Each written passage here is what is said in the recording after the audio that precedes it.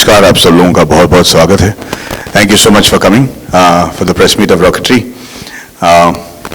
मुझे पता है कि हमारे इस देश में बहुत सारा ड्रामा चल रहा है इस वक्त, जो कि इस फिल्म से भी बड़ा ड्रामा है। इसके बावजूद आप यहाँ आए, बहुत बहुत शुक्रिया।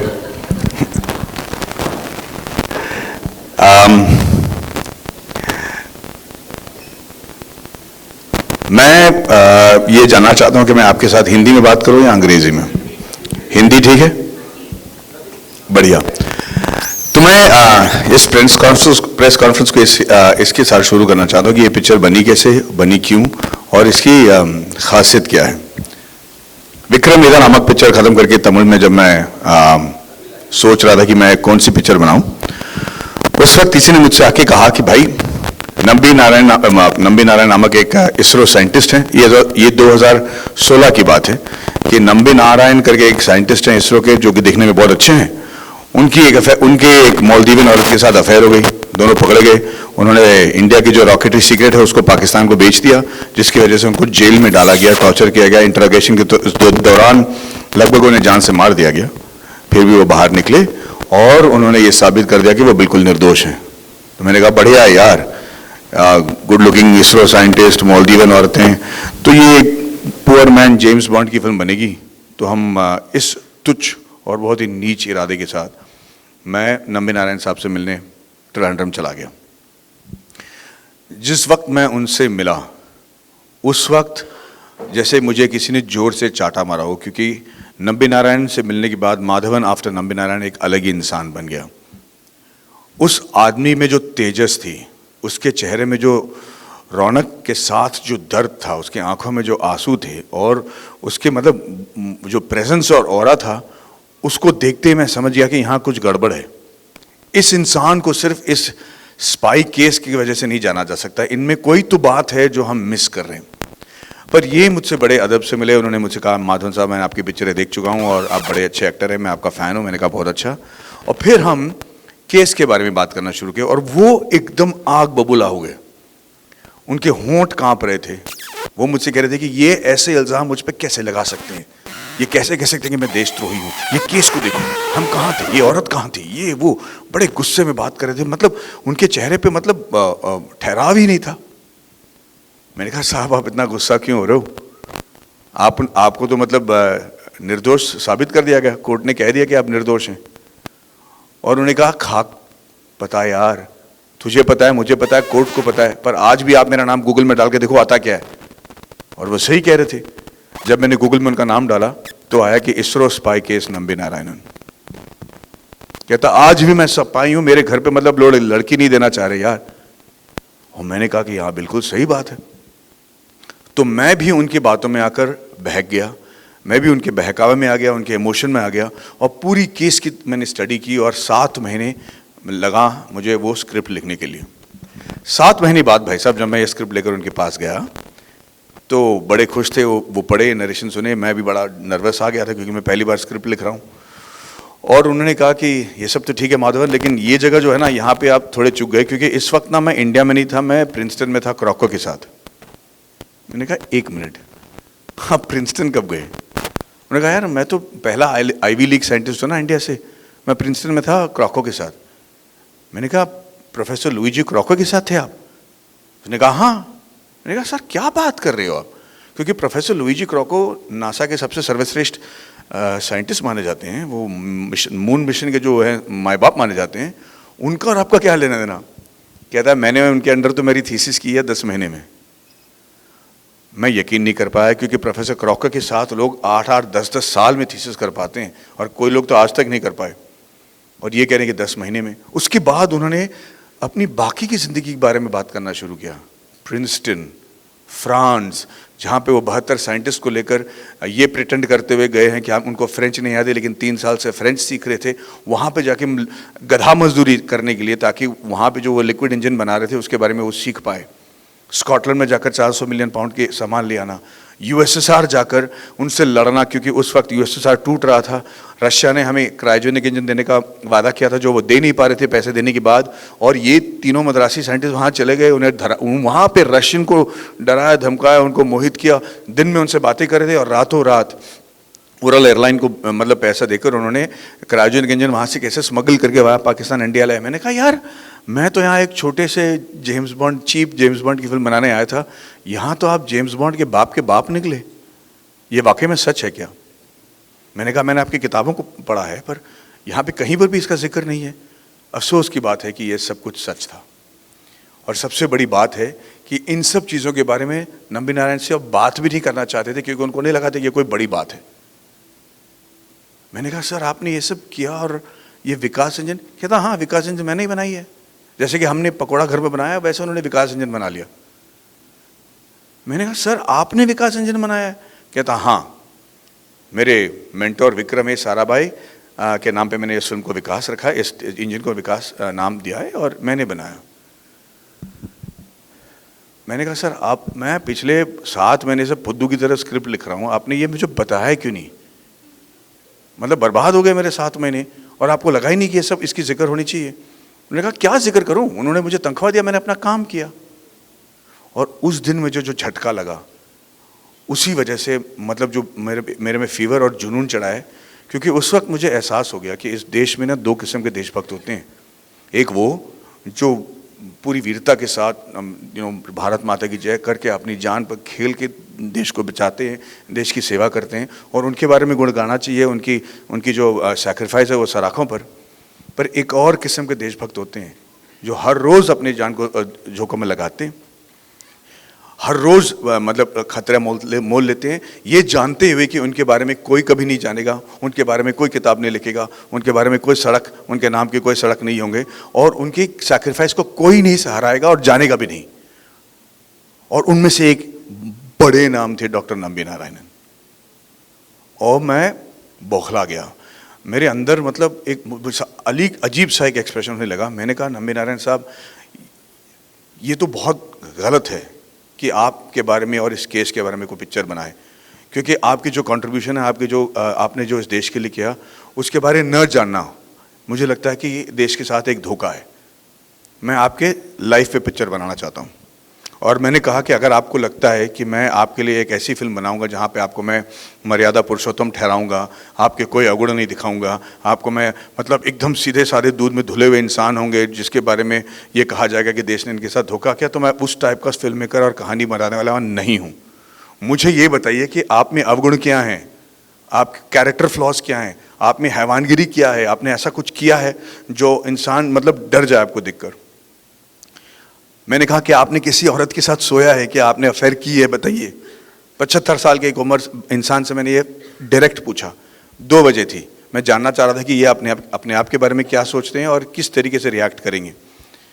आमतौर पे किसी 75 इंसान के आदमी से आप कहेंगे तो वो कहेंगे चलो भैया आप अपना तमीज़ से बात किया करो, क्या बात कर रहे हो। पर नंबी नारायण साहब 1 सेकंड के लिए भी झिझके नहीं। उन्होंने कहा मेरे अवगुण के बारे में जानना चाहते हो, लो बताता हूँ।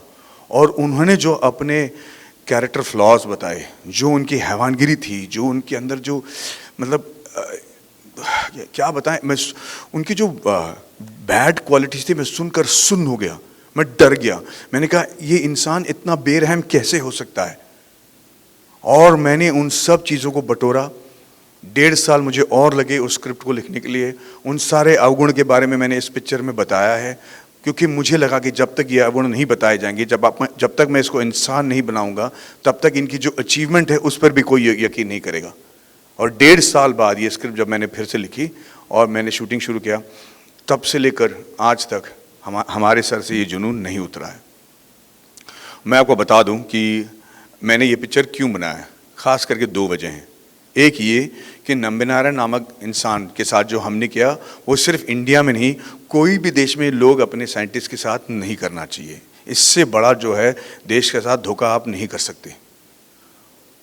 दूसरी बात ये है कि हम फिल्म वाले जो हैं बड़े बड़े बजट्स की पिक्चर बनाते हैं, हमेशा स्वतंत्रता संग्राम के बारे में बताते हैं, अपनी फ्रीडम के बारे में बनाते हैं, मुग़ल फाइट के बारे में बनाते हैं। लेकिन एक और क्षेत्र है जहाँ इंडिया सबसे मतलब जहाँ इंडिया के अचीवमेंट को मतलब सराहा जाता है, सराखों पर रखा जाता है, और उसके बारे में हम नहीं कहते, और वो है साइंस एंड टेक्नोलॉजी। हमारे आईटी के जो हमारे जो इंजीनियर्स हैं, हमारे आईटी और जो टेक्नोलॉजी के एक्सपर्ट्स हैं, जो हमारे मेडिकल प्रोफेशनल्स हैं, और हमारे रॉकेट साइंटिस्ट जो हैं, अमेरिका अगर इंटरस्टेलर बनाता है, इंसेप्शन बनाता है, अपोलो 13 बनाता है, स्टीव जॉब्स की फिल्म बनाता है, तो हमको लगता है कि हाँ भाई, ये अमेरिकन में ये क्षमता है कि ये दुनिया को बचा सके, ये बड़े सुपरस्टार्स हैं, यही लोग जो हैं हमारी दुनिया को बचा पाएंगे। पर सच तो ये ऐसे ठोक के वहाँ पे हमारे यहाँ ऐसे हीरोज़ रोज पड़े हुए हैं जिनके बारे में हम नहीं बात करते, और इनके बारे में बात करना बहुत ज़रूरी है भाई साहब, क्योंकि मुझे लगता है कि हम इंटेलेक्चुअल कैपिटल खो रहे हैं हमारे देश के। और ये इंटेलेक्चुअल कैपिटल का मतलब ये है कि हर एक इंजीनियर को ये लगता है कि मैं बढ़ाऊंगा, यहाँ से बाहर जाऊंगा और मैं अपना देश का नाम बाहर रोशन करूंगा।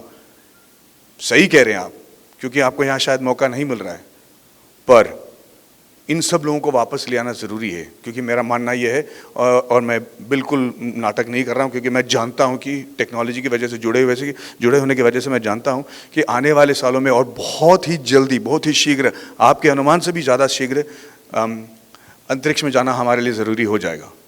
अंतरिक्ष हमारी ज़िंदगी का एक बड़ा हिस्सा बनने वाला है। हमें जाकर मून में सेटल होना पड़ेगा, हम वहाँ के एलिमेंट्स को शायद परख कर ऐसे एलिमेंट्स ढूंढने पड़ेंगे जो हमारे एलिमेंट्री टेबल में नहीं है, जिसकी वजह से शायद ऐसे दवाएं निकल जाएं जो हमारे जो डिजीज़ यहाँ पे हैं जिसे हम ट्रीट नहीं कर पा रहे, उसके कोई हल निकल आए। हमें मार्स जाना ज़रूरी होगा।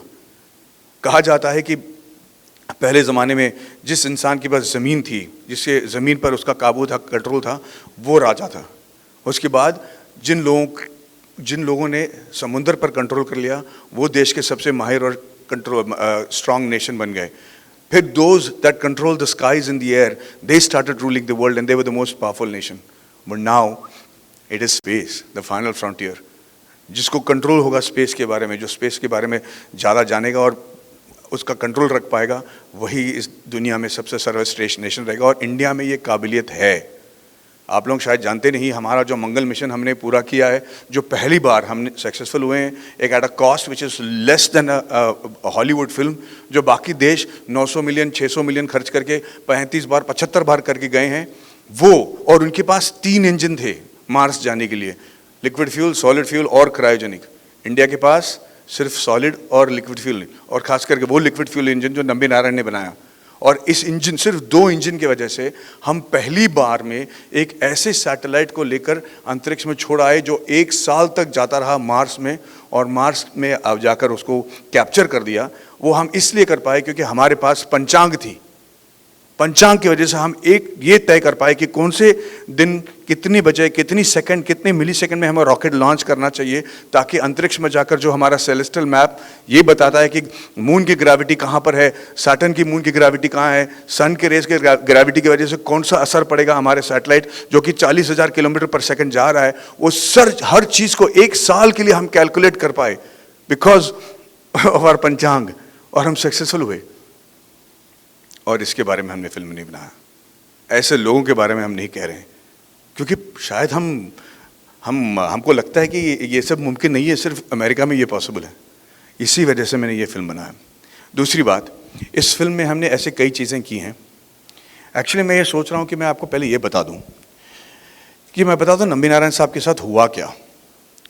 पता है, हम लोग जब स्कूल में होते हैं, माफ़ कीजिएगा आपको ये कहानी ऑलरेडी पता है, आप लोग यहाँ बैठे हो, लेकिन जब हम स्कूल में होते हैं ना, तो हमारे क्लास में हमेशा एक इंसान होता है, एक लड़का होता है जो गुड बॉय होता है, जो हमेशा होमवर्क ख़त्म करता है, कपड़े आयन करके आता है, टाइम पे स्कूल पे घर आ जाता है, स्कूल चला जाता है, बदमाशी नहीं करता, सबसे सामने बेंच में बैठता है। टीचर जब सवाल पूछती तो सबसे पहला हाथ उठाकर सवाल मतलब सही जवाब भी दे देता है। मतलब माँ बाप कहते हैं कि इसके तरह तो क्यों नहीं हो सकता, मतलब। और जब ये लड़का कहीं थोड़ा सा गलती करता, सबसे पहले टपने मारने वाले हम भी होते हैं कि यार ये गलती कर गया ना, ये पे देखो इंसान है, ये जो है नॉर्मल है, और हम सब टूट पड़ते हैं उस पर, ताकि हमको भी ऐसा लगे कि हम भी उतने ख़राब नहीं है जितना, और ये भी उतना अच्छा नहीं है जितना 2 लोगों को लगता है। और ये जो हमारी फितरत है ना, इसको हम सोसाइटी में भी ले जाते हैं। जब हम बड़े होते हैं, हमारे लिए यकीन मानना मुश्किल हो जाता है कि अरे यार इतना अच्छा इंसान कैसे हो सकता है, कुछ ना कुछ गड़बड़ ज़रूर होगा इसका। नंबी नारायण इतने अच्छे, दिखने के लिए इतने अच्छे हैं, उनके साथ ये अफेयर क्यों नहीं हुआ है? तो अफेयर ज़रूर किए होंगे। मालदीवी औरत के साथ उनको अफेयर हुआ ही हुआ, क्योंकि वो दिखने में इतने अच्छे हैं और इतने बड़े साइंटिस्ट हैं, इतने जीनियस हैं। और मैं आपको बता दूं कि नंबी नारायण साहब देखने में बहुत अच्छे थे, बहुत ही अच्छे नहीं, एकदम गुड लुकिंग थे। इनफैक्ट मैं आप चाहता हूं कि आप अपने दिमाग में एक ऐसे गुड लुकिंग इंसान का लगा लें जो अच्छा आपने शायद देखा ना हो, और जब ये प्रिंसटन में थे ना, वो इतने गुड लुकिंग थे कि लोग कहते थे कि ये जॉन एफ कैनेडी से भी गुड लुकिंग है। अब मैं चाहता हूँ कि आप वो भी इमेजिन कर लें। अब दो चीज़ हो सकता है, या तो मैडी बकवास कर रहा है, बावला हो गया है, ऐसा हो नहीं सकता, या ये हो सकता है कि नंबी नारायण वाकई में इतने खूबसूरत थे। तो मैं चाहता हूँ कि थोड़ा लाइट्स बंद कर दें लोग, और भाई साहब आप भी थोड़ा लाइट्स बंद कर लीजिए। और मैं आपको एक तस्वीर दिखाऊंगा जब नंबी नारायणन प्रिंसटन में थे अपनी बीवी के साथ। Lights off please. अब ये रॉकेट साइंस थोड़ी है, जल्दी बंद कर दे भाई। नंबी नारायण इन प्रिंसटन। अब आप बोलिए कि मैं गलत बोल रहा हूं, सही। Thank you. अब जब तो किसी को सबको यकीन करना मुश्किल हो गया कि नंबी नारायण साहब का अफेयर हुआ ही। आ रहा भाई, आ रहा, आराम से आराम से, थोड़ा एक कदम, मैं बोलना बंद कर देता हूँ। खुश हो गए सब, चलो।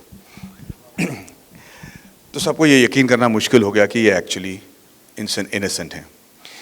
तो इस फिल्म में हमने कई चीज़ें की हैं जो मैं मानता हूँ कि आज तक किसी भी फिल्म में नहीं हुआ हो, और इसके लिए मैं आपको बता दूं पहले कि ये क्या चीज़ें हैं।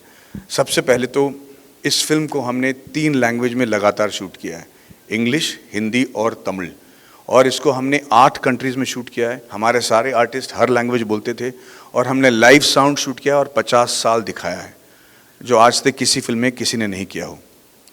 दूसरी बात, इस फिल्म में हमने जब किरदार निभाया तो हमने 29 साल की उम्र से लेकर 80 साल की उम्र तक के इंसान की मैंने वो दिखाई है, लुक दिखाई है। और इस लुक में हमने थोड़ा भी प्रोस्थेटिक नहीं यूज़ किया, यानी कि कोई चिपकाई हुई दाढ़ी नहीं, कोई विग नहीं, कोई वजन जो है पैडिंग की वजह से नहीं दिखाया गया, पतला दिखाने के लिए हमने ग्राफिक्स नहीं किए। 2.5 साल की रिसर्च किया था मैंने, अपना जबड़ा तोड़ाया था ताकि मेरे दांत नंबी नारायण साहब की तरह लगे। और मैं आपको ये एक ट्रांसफॉर्मेशन वीडियो दिखाना चाहता हूँ, जिसको देखकर आपको पता चल जाएगा कि हमने क्या क्या किया। पर ये हमने 2.5 साल के रिसर्च के बाद पूरी तैयारी के साथ, पूरी सुरक्षा बरकरार रखते हुए हमने ये सब किया है, जो आज तक मुझे नहीं लगता किसी ने किया हो। तो मैं आपको पहले ये दिखाना चाहता हूँ। Do we have the making video? या लुक, एक वीडियो देख लीजिए आप। Lights off please.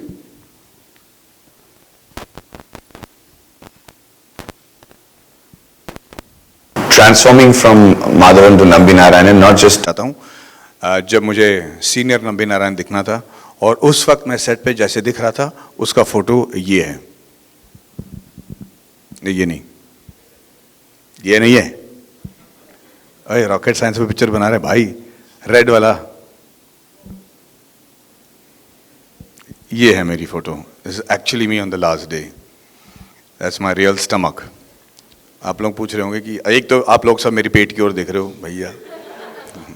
दूसरी बात यह है कि आपको मैं यकीन दिला दूं कि वो असली स्टमक था। एक और वीडियो देखेगा आप जहाँ पे मैं नंबी नारायण की तरह हूँ और मैं हंस रहा हूँ, उस वक्त आप देखिए कि पेट हिलता कैसा है, आपको समझ में आ जाएगा जिनके पास पेट है कि ये सही पेट है कि नहीं।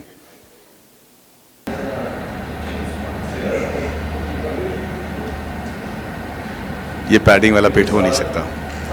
अब मैं आपको एक ऐसा फोटो दिखाऊंगा, इस फोटो को लेने के ठीक 14 दिन बाद वाली मेरी ये फोटो। आप हेयर स्टाइल नोटिस करें ताकि आपको यकीन हो जाए कि कुछ चेंज नहीं हुआ। और 14 दिन बाद हमारे रिसर्च की वजह से जो हमने किया है वो फोटो देखिए।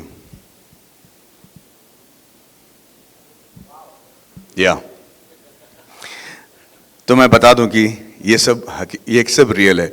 अगर आप पूछोगे कि ये सब रियल रखना क्यों ज़रूरी था, मैं आपको बता दूं कि मैंने जो कुछ भी इस फिल्म में दिखाया है, हर चीज़ रियल है।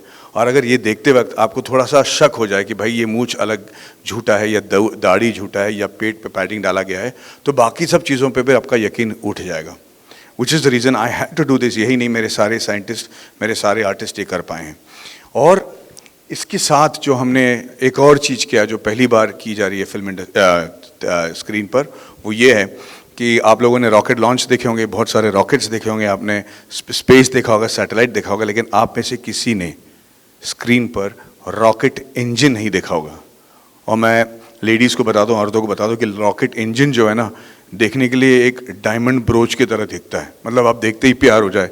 मेरी बीवी कह रही थी यार दे दो, मैं लॉकेट की तरह पहन लेती हूँ। इतनी खूबसूरत है वो, शाइनी होता है, एकदम प्योर होता है, एक डस्ट उस पर नहीं हो सकता, क्योंकि अगर डस्ट हो तो मैल फंक्शन कर जाएगा। लेकिन जब वो इंजन चालू होता है वो इतना पावरफुल होता है, उसमें इतनी शक्ति होती है कि 3 किलोमीटर तक के आपके कान के पर्दे फट जाएं, खून निकल आए। और ये आवाज़ जो इंजन करती है, that is the loudest noise known to man. तो ये अगर आपका सवाल है कि ये पिक्चर बनाने के बाद कोविड के दौरान आपने ये फिल्म को क्यों नहीं रिलीज़ किया, वो इसी वजह से, क्योंकि जो हम इसका इफेक्ट स्क्रीन पर देख पाएंगे वो हम OTT पे बिल्कुल नहीं एहसास कर पाएंगे। और ये सिर्फ फिल्म के साथ नहीं बल्कि नंबी नारायण साहब के साथ भी नाइंसाफ़ी होगी। इसीलिए जिस जुनून के साथ हमने पिक्चर बनाई थी, और मैं आपको बता दूं कि ये पिक्चर किसी भी तरीके से लॉजिकल नहीं है। ये मेरे मार्केट जो इसकी जो बजट है वो ये मेरे मार्केट वैल्यू की कहीं ज़्यादा है, तो इसको बनाना ही नहीं चाहिए था। मैं इसलिए इस फिल्म को लिखना शुरू किया क्योंकि मैं इनके सब्जेक्ट के बारे में जानता था, टेक्निकल नॉलेज है, इंजीनियरिंग में इंटरेस्ट है, एरोस्पेस में इंटरेस्ट है, तो मैं इनके इंजन की खासियत समझ पाया और उसको समझाने में मैं अपने आप को काबिल समझाता था कि मैं सीन ऐसा लिख पाऊंगा कि पब्लिक समझ जाए। अगर वो रॉकेट साइंस ना भी समझें, ये समझ जाएंगे कि इसका इम्पैक्ट क्या है, पर अगर नासा वाला साइंटिस्ट इस पिक्चर को देखे तो उसको समझ में आ जाएगा कि नंबी नारायण ने क्या तीर मारा है, उसको क्रिंज नहीं करना पड़ेगा।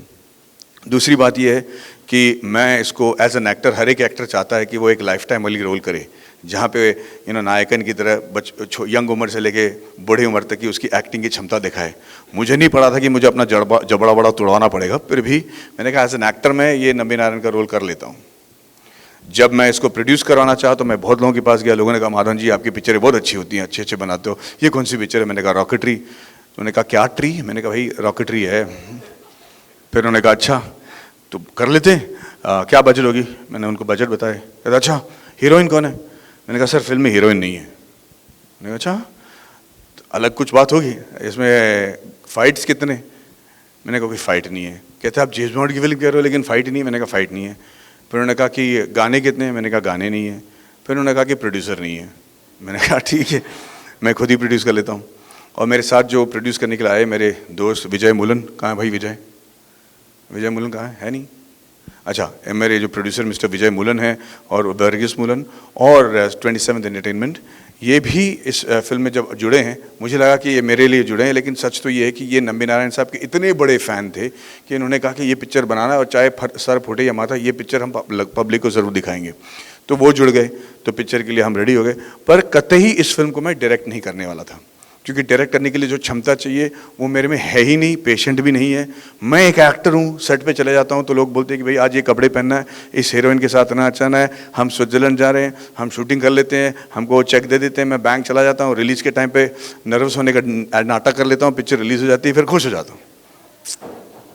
पर ये डायरेक्शन मोल लेना, लोगों के लिए रुकना, उन लोगों के लिए फ़ोन, उन लोगों को फ़ोन करना जिनका मैं फ़ोन शायद लाइफ में कभी उठाऊँ नहीं, ये सारी चीज़ें मुझे करना पड़ा। लेकिन मैं इसे डायरेक्ट करने के लिए रेडी नहीं था। शूटिंग के 20 दिन पहले, 25 दिन पहले मेरे डायरेक्टर साहब जो थे उनसे उनका शेड्यूल मैच नहीं हो पाया, उन्होंने एंड वक्त पे हमें वो इस फिल्म को डायरेक्ट नहीं कर पाए। उस वक्त मेरे पास दो चारा था कि पिक्चर को या तो ड्रॉप कर दो या फिर नंबी नारायण साहब का कहना था कि मैडी आप ये कहानी के बारे में जानते हो, आप इंजन के बारे में जानते हो, आपने बड़े बड़े डायरेक्टर के साथ काम किए, तो आप फिल्म को डायरेक्ट ज़रूर कीजिएगा। और मेरे फंडर्स भी कहा कि हाँ है आप करो यार, इट शुड बी ओके। तो एक मूड में आके, जोश में आके मैंने कहा मैं डायरेक्ट कर लेता हूँ। लेकिन 25 दिन बाद जब मैं पहली बार सेट पे गया तो ऐसी फटी है कि क्या बताऊँ। मतलब मेरे सामने एक ऐसा पहाड़ खड़ा था जिसका मैं शिखर नहीं देख पा रहा था, डरा हुआ था। मेरे दोस्त ने कहा यूएस से फ़ोन करके, पता नहीं क्यों उसने फ़ोन किया, लेकिन यूएस से फ़ोन करके उसने कहा कि मैडी यार तू सेट पे पहुंच चुका है, लोग रुके हुए हैं, तेरे सामने कैमरा है, एक शॉट ले ले, पहला शॉट तो ले ले, छोटा सा एक शॉट ले ले बस, फिर तय करना कि करना क्या है। मैंने कहा ठीक है। मैंने एक पहला शॉट लिया, फिर दूसरा शॉट लिया, और ऐसे शॉट लेते लेते आज मैं आपके सामने खड़ा हूँ। 1 जुलाई को पता चल जाएगा कि हमारा कौन कितने पानी में है। पर मुझे गर्व है कि मैंने वो पिक्चर बनाई है जो मैं बनाने निकला था। भले ही 6 साल लग गए हों इस सफ़र में, पर the degree of separation between the originally conceived script and the story and the final product is the least, which is why we are very very happy and I am take great pride in presenting to you the story of Dr. Nambi Narayanan. अब मैं पूरी सच्चाई के साथ और ईमानदारी के साथ आपके सवालों का जवाब देने की कोशिश करूंगा। अगर आपके पास कोई सवाल है तो प्लीज़ मुझे पूछिए।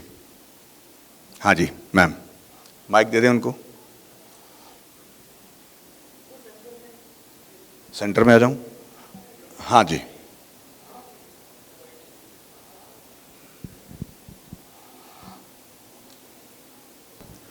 Hi. Hello. So you have written, directed and produced the film and like you've gone all in. तो मुझे पूछना था कि ऐसा कोई सीन या एनेक्डोट है that you regret like not including or you wish you could have included in the film? Nambi Narayan एक तो यार जब मैं एक्टर होता था, जब मैं एक्टर हूँ और लोग मुझे कहते थे कि कोई फिल्म को ना डायरेक्ट कर रहा है, प्रोड्यूस कर रहा है, लिरिक्स भी लिख रहा है और गाने भी कर रहा है, तो मैं हंसता था क्योंकि मुझे पता था कि उस फिल्म का कुछ नहीं होने वाला, मतलब फालतू फिल्म होगी, क्योंकि इतने सारे ये एक्सपर्ट डिपार्टमेंट्स हैं कि आज के ज़माने में कोई नहीं कर सकता, लेकिन मेरे पास कोई चारा नहीं था। नंबी नारायण साहब की पूरी जो कहानी है वो इतनी सिनेमैटिक है कि मैं आपको बता दूं कि ज़्यादातर कोई जब बायोपिक आप बनाते हो, you add scenes to make it cinematically palatable. I had to not just keep it original, I had to reduce and deduct incidences to make it believable, because it was impossible to believe that a man could go through so much and not commit suicide, or a man could achieve so much and nobody should know about him. So if anything, I have removed facts. So there is no anecdote. I think the film is very funny in the beginning because Dr. Nambi Narayan had a fantastic sense of humor. We've tried to capture that. But I wish I had 12 hours to tell his story, because the case, which is what he's known for, the spy case, is barely there for 8 minutes in the film. And that is because I couldn't include all that he did, and how he went and slept on the Supreme Court staircase, about how he fought his own case because the lawyers would not represent him, about how the whole constitution was changed. In fact, he made the constitution pay him. The whole story is based on facts and the verdicts from the court. But there is so much more to tell. For 3 years, what did they do in France? How did they behave brutally? What were all his brutal qualities? What did he do and how did he frighten the Russians? I had only 2.5 hours to tell the film, so that is the only regret. So, Yes. yeah. Sir, I have few questions to ask. Few, अच्छा. Yeah. My first question is, the trailer got released. 1 साल पहले trailer release हुआ था, क्या इतना time क्यों लगा sir ऐसी मूवी को लाने में? पहला सवाल सर मेरा ये है। भाई साहब, हमारे पास चारा नहीं था। जब हम अप्रैल 14 तारीख को इस पिक्चर को रिलीज़ करने वाले थे, तब अप्रैल 2 तारीख को लॉकडाउन हो गया और इस फिल्म को हमने तय किया था कि सिर्फ थिएटर में दिखाएंगे। तो इनफैक्ट मुझे लगता है कि हमारा रिकॉर्ड ये है कि कोविड इरा से पहले ख़त्म होने वाली पहली फिल्म है जो इतनी लेट रिलीज़ हो रही है। बाकी सारे फिल्में रिलीज़ हो गए, हिट होकर पैसे कमा के हजम भी किए गए, लेकिन अब तक हम जो है डरे धमके हुए हैं। और सर मेरा दूसरा सवाल आपसे, जब आपको ये पिक्चर लिखनी थी व्हेन यू, तो उससे पहले आपकी कभी मुलाकात नहीं हुई थी नंबी नारायण थी, and there is one book also written, तो आपने वो किताब पढ़ी थी और कोई ऐसी बातें जो इस मूवी में दिखाएगी जो वो किताब में नहीं लिखी हुई है? भाई साहब, उस किताब तो पहला सवाल का जवाब ये कि नहीं, उनके बारे में नाम ही नहीं सुना था, मुझे पता ही नहीं था कि वो कौन है। नंबी नारायण नामक नाम तो मेरे कान में पड़ा भी नहीं था। पहली बार जब मैं सुना तो मुझे वो इसरो केस के बारे में वो डायरेक्टर ने बताया। दूसरी बात यह है कि उनकी जो किताब है उसको पढ़कर मैंने बहुत बड़ी गलती की, क्योंकि उस किताब में इनके अचीवमेंट्स के बारे है ही नहीं, क्योंकि उनको लग ही नहीं रहा था कि अचीवमेंट है। तो उस किताब को अगर आप पढ़ोगे तो लगेगा कि एक फीका है यार, क्योंकि उसमें ज़्यादा उनके जो मानसिक स्थिति थी उस वक्त वो सिर्फ इस चीज़ से खफा थे कि ये केस उन पे हो गया। तो वो किताब में भी ज़्यादातर इस केस के बारे में जिक्र किया गया। तो इनके अचीवमेंट्स के बारे में जो रशिया में, यूएसएसआर में, जैसे मैं कह रहा हूँ, ये तो है ही नहीं। तो जब मैं उनसे मिला तो मुझे 1.5 साल एक्स्ट्रा लगे ये स्क्रिप्ट लिखने के लिए। सर आपने ये इस मूवी में लिखा भी, आपने डायरेक्ट भी आप की है, और पता चल रहा है कि this will be your last movie as a director. Is it true sir? No sir, like I have heard that. So मैंने मतलब ये आई वाज जस्ट सेइंग कि ये डायरेक्शन मेरी बस की बात नहीं है, and this was a wild trip because of complete insanity. I don't think I will be able to direct again. And what was the difficult parts as a writer, director and doing acting? What was the difficult part? क्योंकि biopic करने से पहले हम उस इंसान के बारे में जान लेना बहुत मतलब लाइक इम्पोर्टेंट होता है। And now when we see the biopic, cricketer पे बनती है या फिर कोई स्टार्स पे बन जाती है, पर एक साइंटिस्ट पे